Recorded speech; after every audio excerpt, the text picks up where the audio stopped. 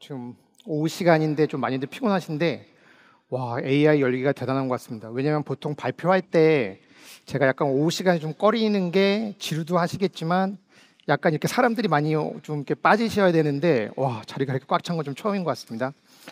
저는 소개해 드리겠습니다. 네페스 AI의 정보 아파트 윤승택 파트장이라고 합니다. 저는 오늘 제가 AI의 저희 네페스에 되게 오늘 10분 동안 함축되게 AI 전략에 대한 부분을 정말 자세하게 설명드릴 거고요.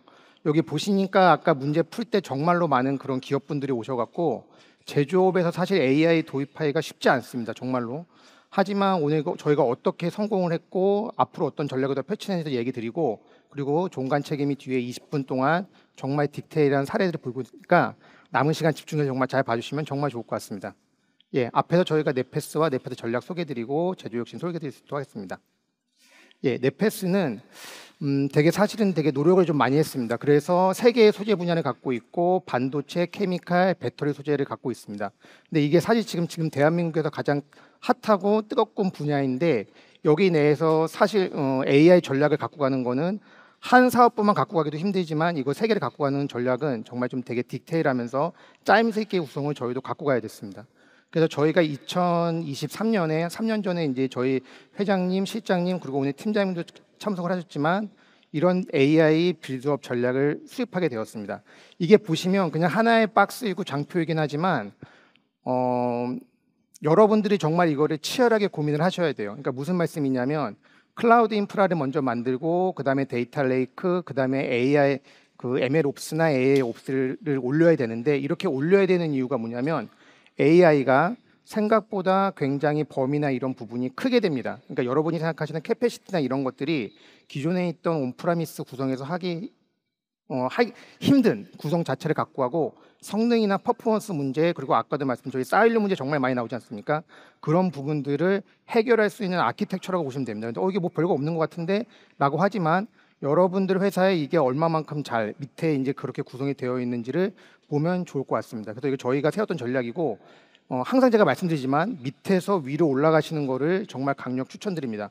위에서부터 밑으로 내려가시면 정말로 힘들어집니다. 예, 그래서 제가 제조를 많이 해왔고, 저도 정말 찐 제조에서 한 15년, 17년 동안 제조를 했었는데 AI랑 ML을 받아들였을 때 전 진짜 이런 문구가 생각이 났습니다. 왜냐하면 저도 솔루션 도입을 너무 많이 했었고 혁신 과제들을 많이 진행했었는데, 앞으로 저희 회사에서 AI, ML이 얼마나 많이 발생할까라는 질문들을 한번 스스로에게 던져보시면 돼요. 왜냐하면 오늘 보니까 팀장직급 직책자분들이 생각보다 진짜 많이 오셨더라고요. 근데 과연 우리가 이런 문제들을 얼만큼 갖고 있는지 부분을 생각하시면 좋을 것 같습니다. 그래서 저는 이거를 어떻게 표현하냐면 이렇게 AI 에너지라는 표현을 쓰고 있습니다. 우리가 얼마나 많은 AI 에너지를 갖고 있는지. 근데 그거는 사실 그룹핑을 해보면 딱 한 이렇게 네 가지인 것 같아요.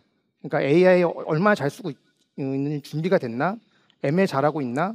그리고 이런 것들을 하기 위해서 데이터 집계 기준. 앞에서부터 한창 정말 많은 말씀들을 드리고 있지만 데이터의 부분은 정말 중요합니다. 그리고 그 다음에 솔루션과 융합은 잘 이루어지고 있나? 그리고 그런 솔루션들이 AI 시대에 발빠르게 변화하고 있는 부분들이 네 개의 가장 중요한 핵심 키워드로 보여줍니다.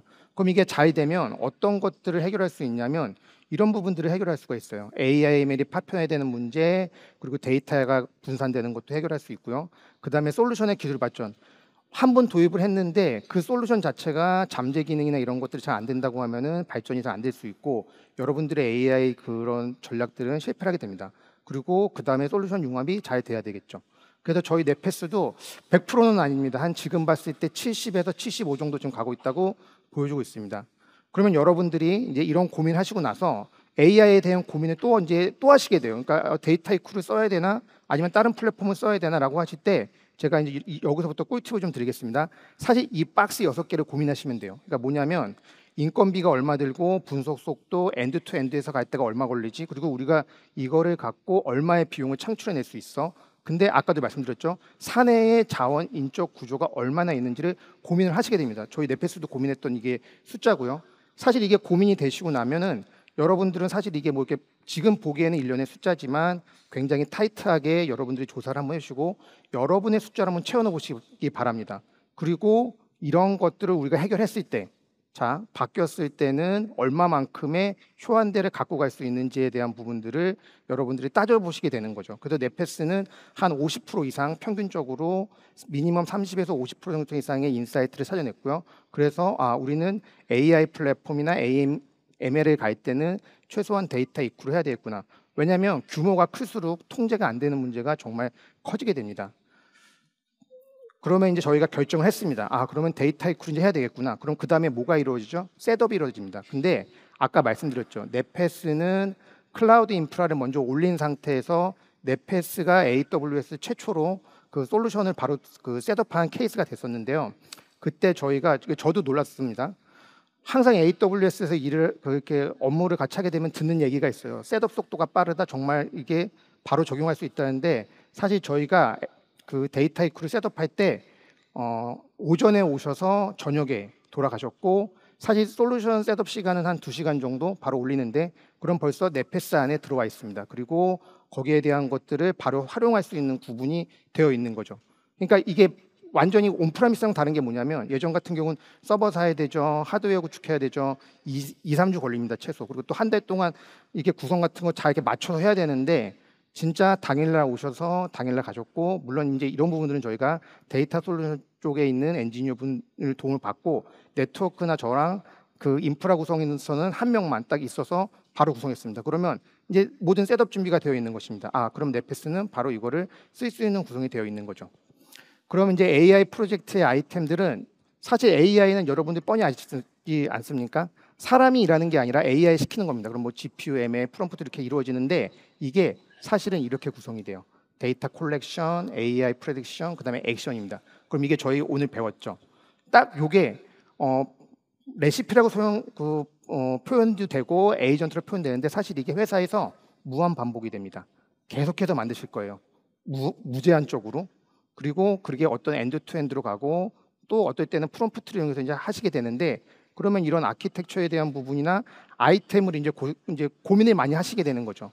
그리고 그런 레시피는 데이터 입구 내에 정말 잘 돼 있습니다. 그리고 아까도 말씀드렸지만 솔루션이 발전되면서 필요로 하는 레시피는 어떻게 되죠? 무한 증설이 되게 됩니다. 그래서 여러 개 있는 거에 프로세스가 올라갈 때마다 올라가기 때문에 아마 여러분들의 회사에 있는 모든 에이전트 프로세스를 다 처리할 수 있는 정도의 레벨 구성이 되는 겁니다. 그러면 또 이런 질문들 많이 하세요. 그럼 저희가 어떤 아이템 해야 됩니까? 라고 하면은 아까 보셨죠? AI의 데이터 콜렉션 부분 그리고 전처리 그다음에 액션 아이템을 하면은 모든 제조업이나 모든 회사에서 딱 하실 수 있는 아이템이 딱 이렇게 한정이 돼요. 어디를 가나 똑같습니다. 뭐 장비 쪽 계속 나오죠. 그래서 저희도 반도체, 케미칼, 배터리 쪽에서 할 수 있는 이런 아이템들을 추려놔서 구성이 되어 있고요. 그리고 저희는 요거 이제 아키텍처 부분에 좀 유연성을 말씀드리는 겁니다. 그래서 이런 아키텍처를 저희는 처음에 저희도 뭐 온프라미스 DB가 많이 있죠. 그래서 뭐 비전용 데이터도 있고요. 거기에 있는 ETL 솔루션을 쓰고 데이터 입구나 AI를 쓸 때는 실제 있는 DB에 바로 붙이시면 안 돼요. 굉장히 좀 위험합니다. 그 부하성이 있어서. 그래서 스노우플레이크를 쓰면서 거기에 데이터 입구를 쓰고 저희 회사에 있는 MES에서 하는데 저희가 여기서부터 엔드 투 엔드까지 가는 시간은 딱 4시간입니다. 그러니까 여러분들이 아까 뭐 유저분들이 필요한 데이터 바로 올려서 스노우플레이크 올려놓고 거기서 ML머신이나 AI 적용한다고 올라가는 시간 4시간입니다. 근데 이게 되게 재밌는 게 작년 9월에서 11월 달 정도에 올해 3월인가요? 아키텍처였습니다. 왜냐하면 저희 회사도 AI 준비를 했기 때문에 AWS 내에서 베드락을 준비했습니다. 근데 아키텍처가 6개월 만에 다시 그냥 이렇게 바꿔버렸어요. 왜요? AI 에이전트를 준비해야 되는 거니까. 근데 여기서도 인사이트가 있는 게 뭐냐면 아까 예전처럼 만약에 저런 거를 만들어 놓고 옛날에 한 10년 썼어야 됐습니다. 하지만 지금은 어떻습니까? 6개월 만에 언제든지 플렉서블하게 바꿔놓으실 수 있는 준비를 하셔야 돼요. 근데 어떻게 여러분들이 가지고 있는 환경에 있는 저희 같은 경우는 뭐 NMES니 NQMS니 이런 부분들을 갖고 언제든지 유연하게 바꿀 수 있는 준비를 하고 계셔야 돼요.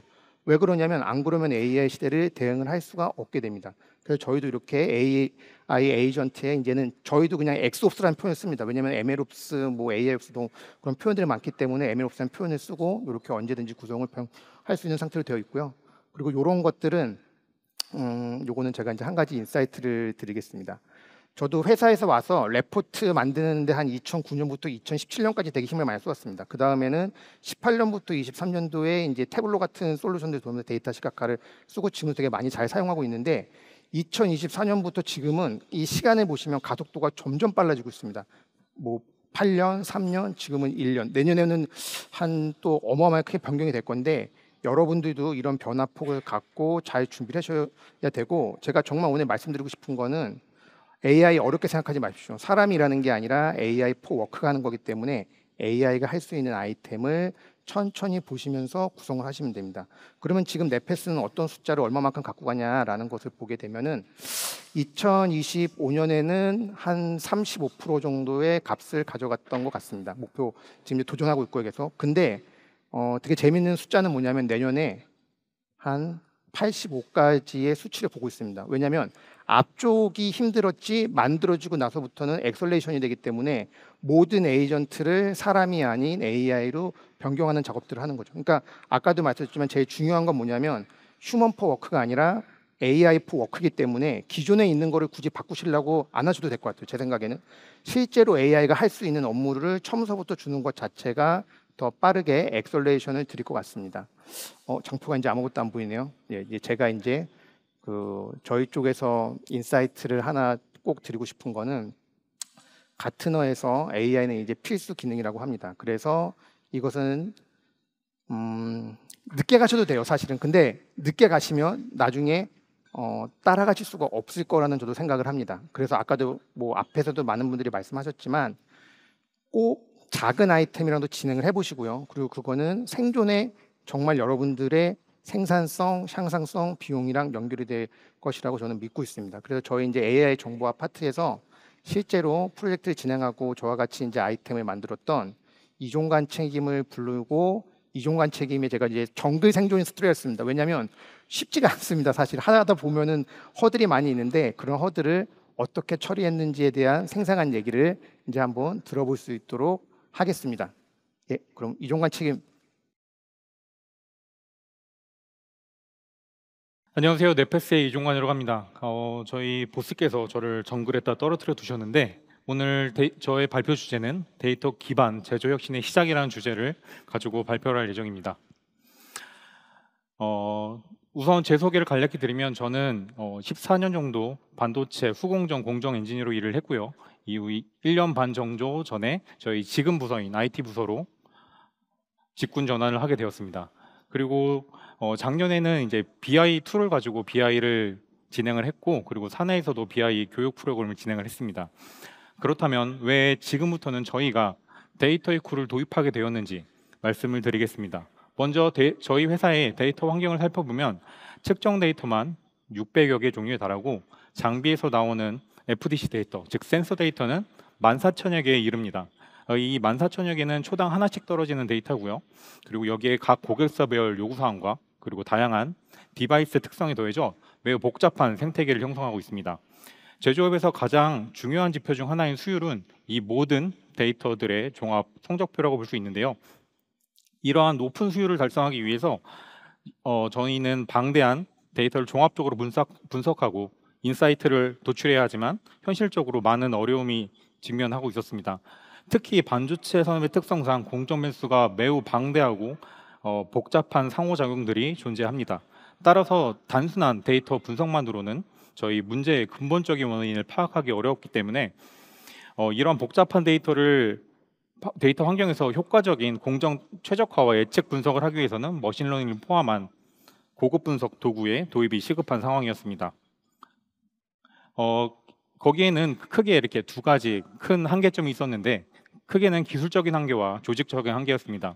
이렇게 복잡한 데이터 환경에서는 패턴 발견이 어렵고요. 그리고 실시간으로 떨어지는 여러 가지 많은 데이터들 사이에서 사전 감지가 불가능했습니다. 그리고 ML 모델의 활용이 제한적이었습니다. 그리고 조직적인 한계에서는 소수 전문가의 의존성에 의한 병목 현상이 생겼으며 이에 따라 대응 프로세스가 많이 지연됐습니다. 문제가 생겼을 때 분석하고 그리고 전달하고 그리고 좋지 않은 과정에서 지연되었으며 그리고 이걸 또 문제가 다시 생기면 다시 재차 요청하는 과정에서도 큰 문제가 생겼습니다. 그리고 현업 엔지니어의 프로그램 지식이 크게 부족하다는 것도 문제가 있었습니다. 종합을 해보면 이러한 문제의 근본적인 원인은 데이터 분석에 필요한 기술적 장벽 자체가 높다는 점이었습니다. 가령 특정 제품의 수율 전환 원인을 파악하기 위해서는 데이터를 다운받고 혹은 개발자에게 쿼리를 받아서 분석하고 다시 파이썬을 돌리는 작업이 필요했는데 현업 엔지니어는 자신의 도메인 지식을 이용해서 분석하기가 쉽지 않았습니다. 이는 기술적인 분석 역량과 그리고 현장의 도메인 지식 사이에 단절을 초래했습니다. 좀 간단하게 얘기하자면 개발자는 무엇을 해야 될지 모르고요, 현업 엔지니어는 어떻게 해야 될지 모른다는 점이 큰 문제였습니다. 이러한 문제점을 해결하기 위해 저희는 새로운 통합 데이터 분석 플랫폼을 검토하기 시작했습니다.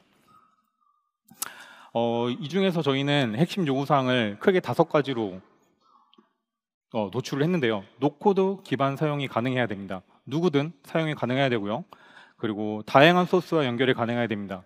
스노우플레이크든 오라클이든 혹은 각자 가지고 있는 엑셀 파일, CSV 파일도 여러 개가 많죠. 이렇게 다양한 소스와 연결이 가능해야 되고, 그리고 분석 파이프라인의 구축이 용이해야 됩니다. 그리고 현업 간 지식 공유가 가능해야 됩니다. 장비 엔지니어와 공정 엔지니어 혹은 품질 엔지니어가 같이 협업을 하게 된다면 크게 시너지를 발생을 시킬 수 있을 것입니다. 그리고 AI, ML 모델 구현 및 관리가 쉬워야 됩니다. 저희는 이런 여러 솔루션을 검토한 결과 데이터이쿠가 우리의 문제를 가장 효과적으로 해결할 수 있는 플랫폼으로 평가되었습니다. 앞서 나온 세션 중에 3가지 아이템이 있었는데 그 3가지 아이템이 여기 들어있는 것 같습니다. 데이터 분석의 민주화가 이루어질 수 있고요. 노코드 혹은 로우코드 환경이 제공되기 때문입니다. 그리고 협업 환경도 구축이 가능합니다. 그리고 이로 인해 고급 인사이트 도출도 쉽게 가능합니다. 제가 2024년 11월 저희가 데이터이쿠를 도입한 이후에 여러 가지 프로젝트를 진행을 했는데요. 그 중에서 크게 3가지 정도 추려갖고 왔습니다. 첫 번째 프로젝트는 가상 실험 예측으로 데이터를 바탕으로 실제 실험이 진행되지 않은 변수들의 조합 결과값을 예측합니다. 이 프로젝트는 반도체 공정 최적화를 위한 DOE, 실험계획법을 효용성을 높이기 위한 테스트입니다. 반도체 공정에서는 온도, 시간, 압력, 가스 등 수많은 변수가 존재하나 이들의 최적 조건을 찾기 위해서 여러 가지 실험을 진행합니다. 그러나 완전 요인 설계로 모든 실험을 진행하기는 시간과 비용 측면에서 매우 비효율적이기 때문에 이런 프로젝트를 진행하게 되었습니다. 모든 분석 시작은 데이터인데 기존에는 이 데이터를 연결하고 엑셀로 혹은 받고, 엑셀을 받는다면 이제 여러 가지 데이터 파일을 브이룩업부터 시작하겠죠. 브이룩업을 진행하고 파이썬으로 분석한 이후에 시각화 및 배포는 IT 인원들에게 부탁을 했습니다. 그러나 이제 데이터이쿠를 활용하게 되면 몇 번의 클릭만으로 간단히 전처리를 진행할 수 있습니다. 또한 머신러닝 및 시각화와 배포 또한 데이터이쿠 안에서 가능하고요. 그리고 저희 지금 내부에 사용하는 웹 버전의 NQMS에도 쉽게 융합이 가능합니다. 앞에 보이시는 화면이 실제 해당 프로젝트의 데이터이쿠 플로우입니다. 데이터는 이 프로젝트 같은 경우는 엑셀로 업로드를 했고요. 노란색 동그라미 부분이 이제 조인입니다. 앞에서 조인으로 노코드로다가 조인도 진행을 했고, 키 값이나 혹은 내가 원하는 그 레프트 조인 방법으로 실행을 했고요. 그리고 위에는 로우코드 방법으로 파이썬을 이용해서 데이터를 추출했습니다. 데이터 클리닝도 프리페어 기능으로 원하는 컬럼 혹은 각종 필터링 등을 코드 없이 저렇게 선택을 하여 사용이 가능했습니다.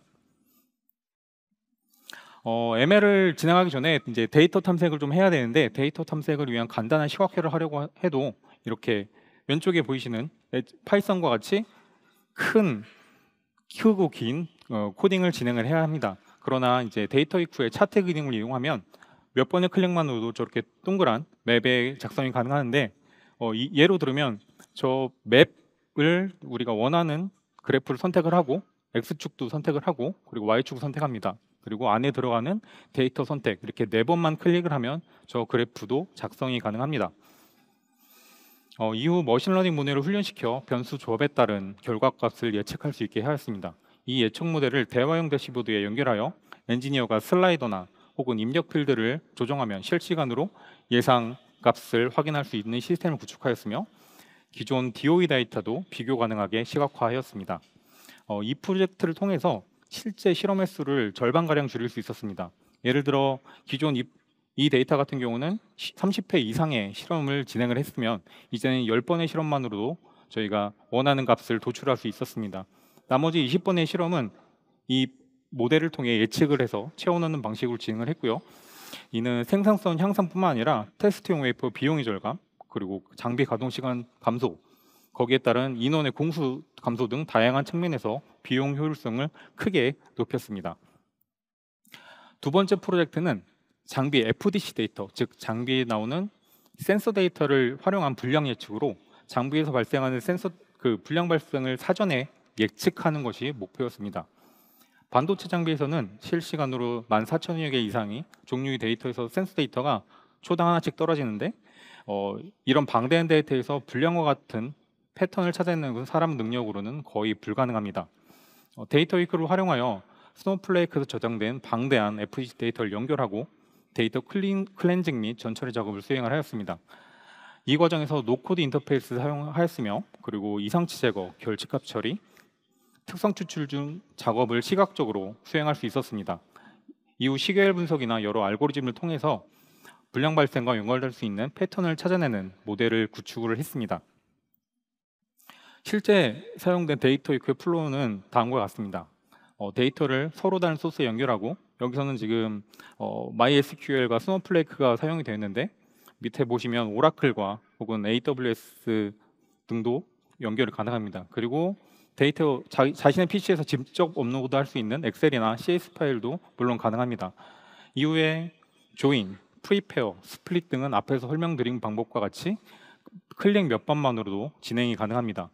머신러닝은 뒤에서 조금 더 자세히 보겠는데요. 머신러닝도 보시는 화면과 같이 기존에는 파이썬으로 일일이 작성을 했던 것이었고요. 저것도 이제 한 3,000줄 이상 되는 파일이 되는 거고 데이터 위크를 사용하게 된다면 이렇게 랜덤 포레스트나 혹은 XGBoost, 디시전 트리 등 몇 번의 클릭만으로 온오프 클릭만으로 알고리즘 등을 선택할 수 있습니다. 앞에 선택된 것은 지금 랜덤 포레스트인데 안에 있는 세부 파라미터들도 넘버 오브 트리나 뎁스 같은 경우도 저희가 쉽게 클릭을 해서 변경을 할 수 있었습니다. 후에는 적절한 알고리즘을 섞어 앙상블 모델도 쉽게 작성이 가능합니다. 트레인 이후에 머신러닝 결과값은 다음과 같이 확인할 수 있습니다. 앞에 세션에서 설명을 해주셨지만 시각적으로 확인하기 쉽게 알고리즘별 스코어도 확인이 가능하고요. 그리고 각 모델별 컴퓨전 매트릭스, 그리고 중요인자나 와디프 기능을 이용한 인수별 예측값도 쉽게 가능합니다. 현재 이 프로젝트 같은 경우는 1차 파일럿 모델을 구축이 완료가 되었고 특정 패턴에 따라 불량률에 변동이 있는 것을 확인을 했습니다. 추가로 여러 공정에 FDC 데이터가 마이그레이션이 추가로 된다고 하면 더욱 정교한 예측 모델을 만들 수 있을 것으로 기대를 하고 있습니다. 세 번째 프로젝트는 장비 고장 분석 및 AI 레포트입니다. 앞에서 많이 설명됐던 LML 모델을 활용해서 작성이 되었는데 먼저 기존 상황을 살펴보면 제조 현장에서 발생하는 다양한 장비 고장 데이터들이 단순히 저장만 되고 활용이 되지는 않고 있었습니다. 장비에 고장이 발생할 때마다 현장 엔지니어들이 수동으로 어떤 작업을 했는지 데이터를 일일이 찾아보고 분석을 해야 됐습니다. 물론 연차수가 높은 장비 엔지니어들은 본인이 어떤 것을 할 수 있는지 알겠지만 그렇지 않은 엔지니어들은 어떤 것을 해야 할지 모르는 상황이 많은데 그런 것들을 하나씩 찾는다면 그것 또한 큰 로스가 될 것입니다. 그래서 무엇보다 과거에 발생됐던 유사한 고장 사례나 그때 효과적이었던 대응 방법들을 체계적인 분석과 활용이 이루어지지 않기 때문에 이런 문제를 해결하기 위해 장비의 BM 데이터, 즉 고장 관련 데이터를 효과적으로 시각화하고 그리고 고장 발생 시 실행되었던 다양한 조치들을 체계적으로 분석하여 보다 효율적인 대응 체계를 구축하는 것이 저희의 목표였습니다. 구체적으로는 장비 고장에 대한 각종 통계와 그리고 고장 시 실행되었던 액션들 그리고 복구에 소요되던 시간 혹은 파트들을 한눈에 파악할 수 있는 종합적인 분석 시스템을 구축하고자 했습니다. 데이터 및 전처리 연결은 동일하고요. 저희는 스노우플레이크를 이용해서 데이터 위크와 연결을 했고 시각화 및 생성형 AI 레포트를 구축을 했습니다. 베드락을 이용해서 구축을 했고 융합은 저희 내부 넷패스 웹 시스템인 NQMS나 NNMS에 융합하여 기존에 사용하던 프로그램들과 자연스럽게 융합되게 작성이 되었습니다. 이 화면은 이제 누가 무엇을 그리고 어디서 하는지 살펴보는 화면인데요. 맨 처음에 개발자가 이제 데이터 연결 및 확인을 합니다. 개발자는 연결을 하고 나서 데이터 익스플로링 과정을 걸치죠. 그래서 데이터 스프레드 화면을 저 앞에 보이시는 화면과 같이 보고 확인을 합니다. 이후에는 개발자나 분석가가 파이썬이나 데이터 입구 내에 파이썬이나 그리고 베드락을 이용해서 시각화를 하고 그리고 AI 레포트를 작성을 합니다. 그리고 그 데이터 입구 웹앱에 바로 이제 사용자에게 전달하여 확인할 수 있지만 저희는 웹사이트를 운영을 하기 때문에 그 웹 주소를 전달하는 것보다 사내에서 사용 중인 웹 기반의 NQMS나 NMMS에 기존에 사용하던 시스템을 자연스럽게 융합하여 사용하고 있습니다. 실제 구현의 결과는 사내 플랫폼을 통해 앞선 화면과 같이 제공이 되며 사용되는 다양한 필터를 선택할 수 있습니다.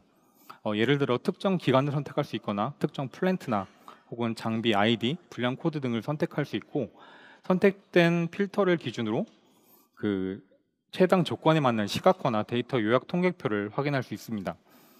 가장 혁신적인 부분은 앞서 설명드렸듯이 AWS 베드락에 연결된 LMM 메쉬를 활용하여 AI 레포트를 작성하는 기능입니다. 앞서 생성된 요약 통계표와 시각화 데이터를 바탕으로 AI가 자동으로 어떤 장비가 취약한지 그리고 어느 파트에서 문제가 많이 발생했는지 그리고 어떤 부분을 중점적으로 봐야 되는지에 대한 권장사항을 제시를 해줍니다. 조금 더 예를 들자면 특정 장비가 필터 문제로 인한 BM이 가장 많이 발생했습니다. 그리고 과거 데이터를 확인한 결과 예측 시 예를 들어 3일 이후에 추가 발생할 가능성이 높습니다.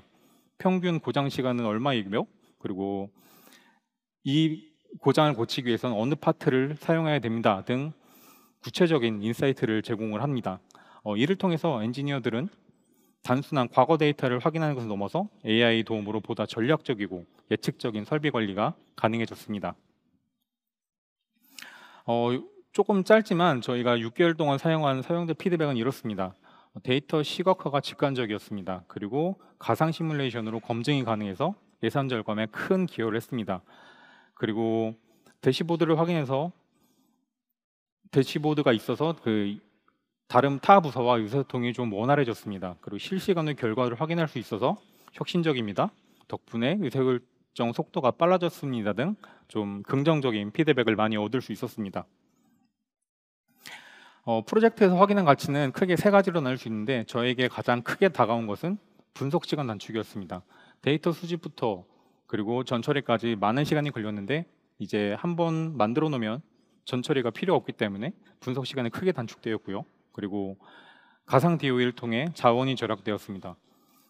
그로 인해 업무 생산성이 크게 증가되었고 그 다음에는 데이터 접근성 관련해서는 코드 없는 데이터 분석이 되었고 누구나 할 수 있는 드래그 앤 드롭으로 분석이 가능했습니다. 그리고 데이터 소스의 통합이 쉬워졌습니다. 그리고 협업 및 지식 공유 강화 측면에서는 데이터 공유가 투명해졌습니다. 그리고 팀과 협업이 가능해졌습니다. 이것들이 모두 가능해진다고 하면 조직의 지식이 축적될 것으로 예상됩니다. AI ML 문화 조성에는 이제 교육 프로그램인데 저희는 전사적 데이터 기반 문화를 단계적으로 구축하기 위해 체계적인 접근법을 마련했습니다. 크게 기초, 중급, 고급 세 가지로 나누어서 모든 임직원이 데이터 역량을 갖출 수 있도록 설계를 했습니다. 현재까지는 소규모 프로젝트를 통해 데이터 이후의 효과를 검증해 왔으며 이제는 이제 초급부터 하반기부터 본격적인 데이터 교육을 진행할 예정입니다. 이는 이제 데이터 솔루션과 함께 하기로 이제 예정이 되어 있고요. 기초 과정에서는 도메인 단계에서는 이제 분석 및 실무 데이터 워크숍을 진행할 예정입니다. 그리고 중급 및 확장 단계에서는 부서별 인원 지원 등으로 챔피언을 만들어서 이제 그 인원을 대상으로 이제 사내 데이터를 모을 것이고요. 고급 과정에서는 정착 단계로 전문가 양성 및 자발적인 문화가 만들어지도록 할 예정입니다. 이렇게 AI, ML 문화가 조성이 된다면 앞에 보시는 그 전에 나왔던 장표인데 이렇게 개발자 혹은 개발자 분석가, 협업 엔지니어가 하던 일을 이렇게 필요한 부서에서 직접 긴 작업들을 아레나에 따라서 나누지 않고 데이터 분석이 필요한 마지막 현업 부서에서 연결부터 시각화 그리고 인사이트 추출까지 원스톱으로 작업이 가능할 것입니다.